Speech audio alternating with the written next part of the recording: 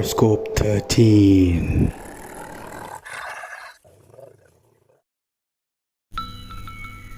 नमस्कार दोस्तों, आप सभी का स्वागत है हॉरोस्कोप के एक और एपिसोड में। एपिसोड 4 में आपका बहुत बहुत स्वागत है। दोस्तों, आज जो कहानी मैं आपके सामने लेकर आया हूँ ये घटी थी बांग्लादेश में 1950 साल में, जो कि काफ़ी पुरानी घटना है। और ये कहानी है ताराचंद भाई की। दोस्तों, ताराचंद के साथ ये घटना घटी थी जब उनकी उम्र 21 साल थी और घटना समाप्त हुई जब उनकी उम्र सिर्फ 23 साल की थी। ताराचंद की तब शादी नहीं हुई थी और उनका काम उस समय कृषि ज़मीन पर पानी डालना था। ताराचंद के पास उस समय एक बोरिंग मशीन हुआ करती थी। दरअसल बोरिंग मशीन एक तरह की पंप होती है जिससे आप मतलब ज़मीन से पानी निकालकर खेतों में डाल सकते हैं। उस समय ये मशीन उनके पास हुआ करती थी। काफ़ी कम समय में खेतों में पानी डालने के लिए ये मशीन जो था बहुत ही हेल्पफुल था। तो एक और बात बताना चाहूँगा, उस समय गांव में मतलब चुनिंदा लोगों के पास ही ये मशीन हुआ करती थी और ताराचंद जिस गांव में रहते थे वो केवल एक ही व्यक्ति थे जिनके पास ये मशीन हुआ करती थी। दोस्तों, ताराचंद भाई का जो बोरिंग कैनाल था वो ईंट से बना हुआ था और काफ़ी चौड़ा भी था। और बोरिंग मशीन जिस जगह पर था वो 10 फीट ऊंचे वॉल से प्रोटेक्टेड था। ताराचंद भाई रात को उसी की छत पर आराम किया करते थे। कभी जब खेतों में पानी भरने में ज़्यादा टाइम लगता था तो कुछ देर के लिए वो ऊपर सो जाते थे और कभी बीच बीच में वो उठकर खड़े होकर देखते थे कि खेतों में सब जगह से पानी ठीक ठाक जा रहा है या नहीं, क्योंकि पूरे खेतों में जो कैनाल था वो सब तो ईंट से नहीं बना था, कुछ कुछ जगह पर मिट्टी से भी बना हुआ था। तो क्या होता था, ज़्यादा अगर पानी कहीं चला जाता था तो मिट्टी का जो कैनाल है वो टूट सकता था, इसलिए वो नज़र रखते थे। दोस्तों, ताराचंद भाई जब 14 साल के थे तब से ही वो ये काम कर रहे हैं, तो उनको इस काम में 7 साल का अनुभव था और इन 7 सालों में उनके साथ कोई मतलब अस्वाभाविक घटना नहीं घटी थी। तो दोस्तों, एक दिन की बात है जब ताराचंद भाई एक रात अपने घर से खेतों में पंप चलाने के लिए निकले। उनके घर से खेत की दूरी लगभग 25 मिनट थी अगर आप पैदल चले तो ताराचंद के घर से खेत तक जाने में जो रास्ता था उस रास्ते के बीच में एक विशाल बरगद का पेड़ पड़ता था। ताराचंद भाई उस रात घर से रात का खाना खाकर निकले रोज़ी की तरह, मतलब जो रोज़ ही उनका जो काम था वो खाना वाना खाकर घर से निकलते थे पानी का पंप चलाने के लिए। तो उस दिन भी वो निकले घर से। दोस्तों, ताराचंद भाई जब उस बरगद के पेड़ से कुछ ही दूरी पर थे तो उसने देखा उस पेड़ के नीचे कोई खड़ा है। और जब ताराचंद भाई पेड़ के एकदम करीब पहुंच गए तो देखा एक वृद्ध इंसान जिसने काफ़ी सुंदर कपड़े पहन रखे थे वो वहाँ खड़ा है। और उसने ताराचंद को देखते ही ताराचंद को सलाम बोला और वो वृद्ध एक मुस्लिम थे, इसलिए उन्होंने ताराचंद को सलाम बोला। तो ताराचंद ने भी उनके सलाम का जवाब दिया, वालेकुम सलाम, और वो आगे की तरफ चल दिए। और ताराचंद जब अपने खेत की तरफ जा रहा था तो उसे महसूस हुआ कि शायद पीछे से कोई उसे फॉलो कर रहा है।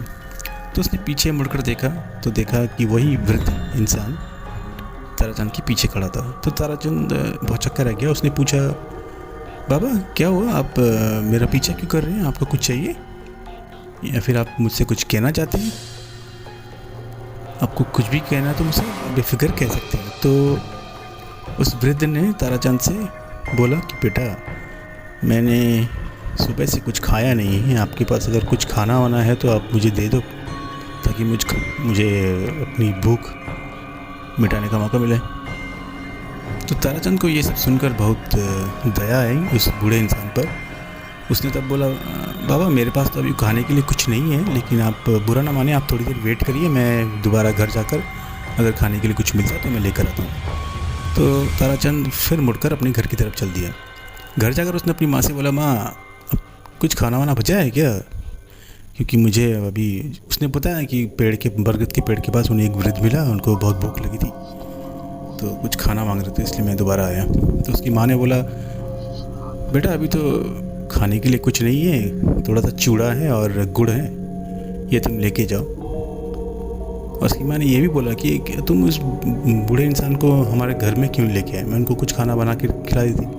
तो ताराचंद ने बोला, चलो अभी छोड़िए, अभी चूड़ा है और गुड़ है, दे दीजिए, मैं यही लेकर चला जाता हूँ। तो ताराचंद ने वो खाना लिया और घर से दोबारा निकल लिया। उसके बाद ताराचंद जब उस पेड़ के पास पहुँचा तो उसने देखा वहाँ पर कोई नहीं था, वो जो बूढ़ा इंसान वहाँ पे खड़ा था वो वहाँ पे नहीं था। तो ताराचंद इधर उधर देखने लगा, लेकिन उसको आसपास कोई दिखाई नहीं। फिर भी उसने आधे घंटे वहाँ पे वेट किया। वेट करने के बाद जब बूढ़े आदमी से उसकी मुलाकात नहीं हुई तो फिर वो अपनी खेत की तरफ चल दिया।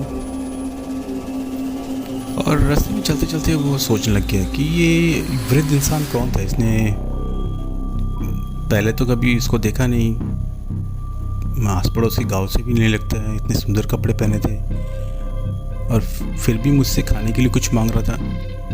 ये सब सोचते सोचते वो अपनी खेत की तरफ चला और उसने अपना काम किया और वहाँ पर जाके दोबारा छत पे जाके सो गया। और अगले दिन अपने घर आ गया दोबारा। ऐसे ही चलता रहा। फिर एक हफ्ते लगभग बीत चुके थे ऐसे ही। और एक रात क्या हुआ, जब ताराचंद बोरवेल की छत पे सो रहा था तो अचानक से रात को लगभग 3 बजे उसको थोड़ी सी आवाज़ आई, जैसे बच्चे जब पानी में खेलते हैं या फिर तालाब में जब खेलते हैं तो छटपट छटपट आवाज़ आती है ना, उस तरह की आवाज़ उसको आई। तो उसकी नींद खुली तो सामने जो कैनाल बना था ना, जो ईंट से बना हुआ था, उसमें पानी था। तो उसने मतलब अपनी आंखें मलकर देखा, उसे लगा वहाँ पर कोई है, एटलीस्ट कम से कम 5-6 बच्चे होंगे और सब ने वाइट कलर के मतलब कपड़े पहने हुए थे, बहुत सुंदर।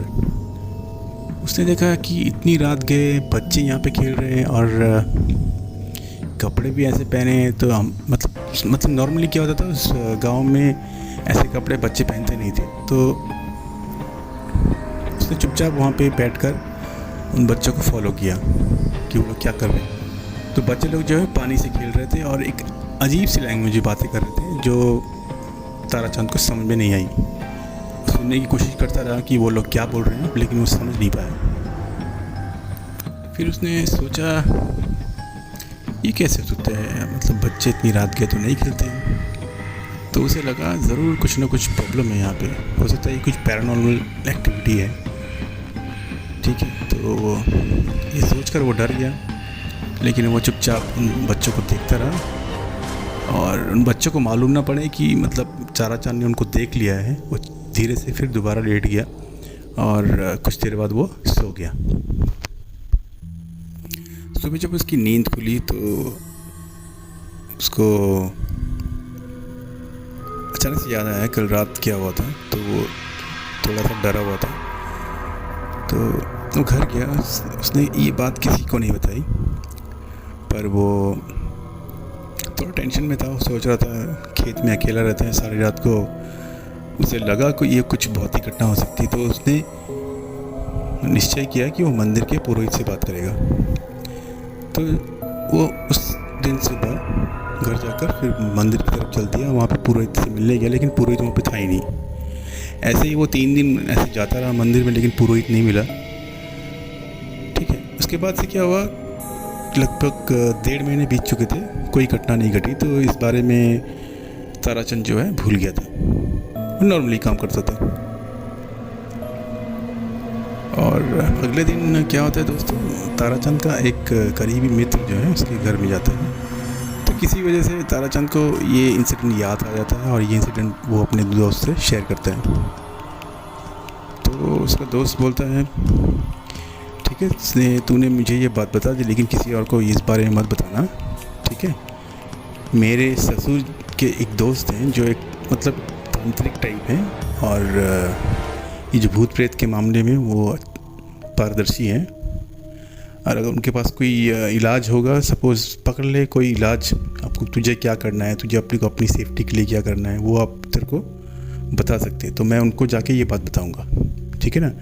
और जो ये व्यक्ति थे, उसके दोस्त के ससुर के दोस्त जो व्यक्ति थे, बहुत ही बड़े तांत्रिक थे और फेमस थे एक बात के लिए, वो काला जादू करते थे, मतलब ब्लैक मैजिक भी करते थे। तो ताराचंद का दोस्त उस व्यक्ति के पास जाता है और सारी बात इन डिटेल्स बताता है। तो ये सारी बात सुनकर जो तांत्रिक था, उसके चेहरे पे एक मुस्कान आ जाती है और वो तुरंत बोलता है कि वो कल ही ताराचंद से मिलने जाएगा उसके खेत के पास। और इसने अपने ताराचंद के मित्र से ये भी बताया कि तू ताराचंद का जो है अभी सामने बहुत ही मतलब क्या कहते हैं, विपत्तियाँ आ सकती है, उसका जान को खतरा भी हो सकता है, इसलिए मुझे उससे मिलने जाना पड़ेगा। लेकिन तुम ये बात ताराचंद को मत बताना, अगर तुम इसे बताओगे तो ताराचंद बहुत डर जाएगा, ठीक है ना। तो उसके मित्र ने बोला ठीक है, मैं उसको नहीं बताऊंगा, लेकिन मैं उसको इन्फॉर्म कर दूंगा कि कल आप उससे मिलने जा रहे हैं। तो ताराचंद का दोस्त वहाँ से निकल लिया, ताराचंद के घर गया, उस ताराचंद को सारी बात बताई कि ऐसा ऐसा है।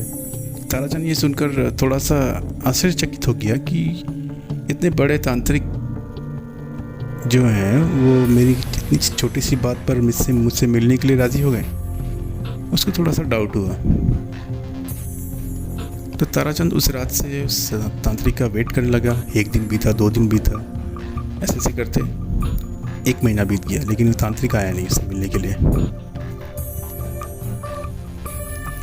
इसी दौरान लगभग 1 से 1.5 महीने के बाद एक रात ताराचंद उस छत पर सो रहा था, तो फिर दोबारा मतलब आधी रात को उसको कुछ आवाज़ें सुनाई देती कि जैसे कोई झगड़ रहा हो खेत के बीचों बीच।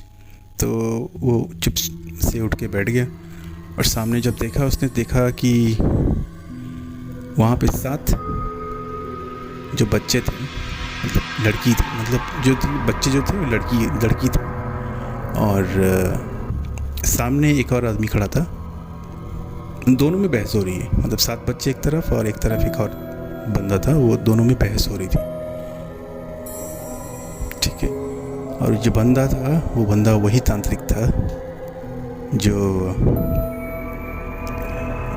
मतलब ताराचंद से मिलने के लिए आने वाला था। तो इन दोनों में झगड़ा हो रहा था एक तरह से। दोस्तों, तांत्रिक के पास कुछ मतलब कुछ शक्तियाँ थी जिसके माध्यम से वो जिन होते हैं, जिन या फिर आत्माएं जो है, उनको वो कैद कर सकता था।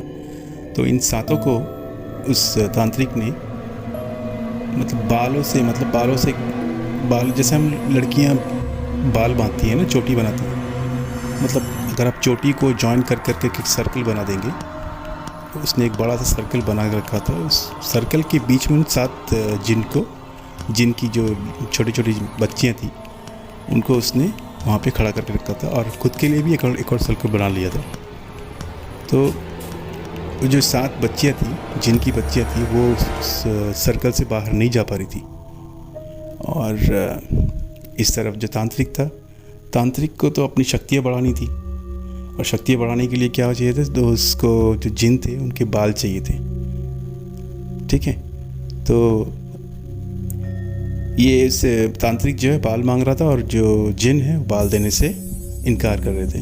वो लोग रिक्वेस्ट कर रहे थे कि उन्हें छोड़ दें, उन्हें हानि ना पहुंचाए। रो रहे थे, कोई तो भागने की कोशिश कर रहा था, जब भागने की कोशिश करता तो उस सर्कल से निकल नहीं पा रहे थे। जो ही सर्कल के पास जाता था, एक करंट जैसा लगता था और दोबारा वो सर्कल के अंदर गिर जाते थे। ऐसा चल रहा था। तो ये सब ताराचंद देख रहा था। ताराचंद को डाउट हुआ, ये तो तांत्रिक तो लगता है बच्चों को कुछ नुकसान पहुंचाने वाला है। तो उसने तुरंत उस छत से छलांग लगाई, और जैसी ही छलांग लगाई तो धप से एक आवाज़ आई। तो उस तांत्रिक ने और उन 7 जिनों ने पलट कर उसकी तरफ देखा। तांत्रिक ताराचंद को बोला, ताराचंद वहीं रुक जा, एक पाँव आगे मत बढ़ाना, जहाँ खड़ा है वहीं रुके रहे। तो ताराचंद डर गया, वो वहीं पे रुक गया। फिर उन दोनों गुटों में झगड़ा लगा रहा। वो जिन बोल रहे हैं हमको छोड़ दो, और वो ताराचंद बोलते हैं मैं तुमको नहीं छोड़ूंगा जब तक तुम मुझे बाल नहीं देती। तो ऐसे ऐसे करके लगभग सुबह होने वाली थी। तो ताराचंद से ये देखा नहीं जा रहा था कि मतलब ये जो टॉर्चर था ना, तांत्रिक उन दो बच्चियों पे टॉर्चर कर रहा था, तो वो दौड़ा दौड़ा वहाँ पे गया और उसने ये जो सर्कल बना रखा था, सर्कल को जाके तोड़ दिया। उसके बाद जो है सातों बच्चे हवा में उड़े और वैनिश हो गए। उसके बाद तांत्रिक जो है उसकी आंखें लाल हो गई। ताराचंद को देखकर उसने बोला, तूने शैतान, तूने ये क्या कर दिया? तूने मेरी सारी उम्र की तपस्या जो है भंग कर दी। तुझे पता है तूने क्या किया? थोड़ा सा टाइम और बाकी था। जैसी सुबह होती वो मुझे अपने बाल देने में राज़ी हो जाती और जिससे मेरी शक्तियाँ बढ़ जाती और मैं जो चाहे वही कर सकता था। और तूने जो है सारे किए कराए पे पानी फेर दिया। तूने ये क्यों किया? उसके बाद तांत्रिक को बहुत गुस्सा आया। उसके हाथ में एक माला टाइप थी। उसने माला को जो है ताराचंद के सर पर लगाया और जैसे ही उसने ताराचंद के सर पर माला को लगाया तो ताराचंद बेहोश हो गया वहीं पे। सुबह जब उसकी आंख खुली तो वो अपने घर पे बेड पे लेटा हुआ था। अब वो बेड से उठने की कोशिश कर रहा था लेकिन वो उठ ही नहीं कर रहा, ना हाथ हिला पा रहा, ना पैर हिला पा रहा, कुछ नहीं कर, जस्ट उसकी आंखें खुली थी बस। कुछ बोल भी नहीं पा रहा था, मतलब पूरा शरीर जो है पैरालाइज हो चुका था। दोस्तों ऐसे करके 9 महीने बीत चुके थे। कोई इलाज, कोई डॉक्टर, फ़कीर या फिर कोई भी पुरोहित हो, किसी ने भी जो ताराचंद की हालत है उसको ठीक नहीं कर पाए। ताराचंद दिन ब दिन एकदम दुबला पतला हो चुका था। लोगों ने जवाब दे दिया कि ताराचंद की हालत अब ठीक नहीं होगी, वो ऐसे ही बिस्तर पे पड़े पड़े मर जाएगा। तो 22-23 साल का एक युवक, उसकी ऐसी हालत, कौन माँ बाप ऐसे देख सकते हैं? इसकी माता पिता बहुत ही दुखी थे इस बात को लेकर। उसी बीच एक दिन सुबह ताराचंद के घर एक बूढ़ा इंसान आता है और वो ताराचंद की माँ से बात करता है। बोलता है, मुझे एक गिलास पानी मिलेगा? तो उसकी माँ उस बूढ़े इंसान के लिए पानी लेकर आई। तो पानी पीते पीते वो इंसान बोला, तेरे बेटे की तबीयत बहुत ख़राब है ना बे? तो उसकी माँ बोली, हाँ ख़राब तो है। तो उसने बोला कि तेरे बेटे से मैं कुछ देर के लिए अकेले में बात कर सकता हूँ? तो उसकी माँ ने बोला, आप कौन हैं और कहाँ से आए हैं? तो उस बूढ़े ने बोला, मैं पासी के गांव से आया हूँ और मुझे पासी के लोगों ने बताया कि तेरे बेटे की तबीयत बहुत ख़राब है, तो मैं देखने के लिए चला आया। तो उसकी माँ ने बोला, ठीक है आप मिल लो, अंदर है वो।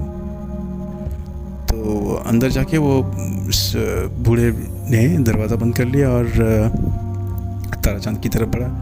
ताराचंद की आंखें खुली थी, वो उस बूढ़े को देख रहा था और उसकी आंखों में एक ऐसी झलक थी जैसे कि उसने इस बूढ़े इंसान को पहचान लिया। उस बूढ़े ने उससे बोला, हाँ तुमने ठीक पहचाना, मैं वही वृद्ध इंसान हूँ जिससे तुम्हारी मुलाकात उस बरगद के पेड़ के पास हुई थी।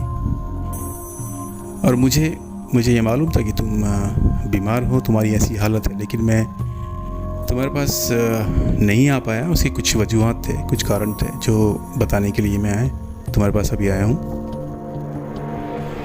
उसने बोला, बेटा मैं एक जिन हूँ और मैंने तुमको उस दिन मतलब मैं तुम्हारे सामने इंसान के रूप में आया ताकि तुमको मैं टेस्ट कर सकूं कि तुम कैसे इंसान हो। और तुमने जिस मतलब उस खेत में जिन 7 बच्चियों को देखा था वो मेरी नातियाँ हैं और वो यहाँ नहीं रहती हैं, वो अरब में रहती हैं, क्योंकि अरब में जहाँ पे वो रहते हैं वो एक रेगिस्तानी इलाका है, वहाँ पे पानी नहीं है। तो मेरी जो नातियाँ हैं वो पानी से खेलने में उनको बहुत अच्छी खुशियाँ मिलती हैं। तो तुम्हारे खेत में रात को खेलने के लिए जाती थी। तो मुझे डाउट हुआ कि अगर तुम मेरी नातियों की अगर कुछ हानि पहुंचा दो या नहीं, इसलिए मैं तुमको चेक कर रहा था। मैंने तुमसे खाना मांगा, मैंने देखा तुम्हारा दिल बहुत बड़ा है, तुम मेरे लिए खाना भी लेकर आए, तो मैं सेटिस्फाइड था। तो जैसे कि मैंने बताया, मेरी जो नातियाँ हैं वो भी जिन हैं, अरब से है। लेकिन ये जो तांत्रिक था, तुम्हारे दोस्त के ससुर के जो दोस्त हैं तांत्रिक, ये बहुत ही लोभी इंसान है। वो अपनी पावर्स बढ़ाने के लिए मेरी नातियों के जो वो बाल लेकर उनको एक बुरी मौत देना चाहता था ताकि उसकी पावर्स बढ़ जाएं।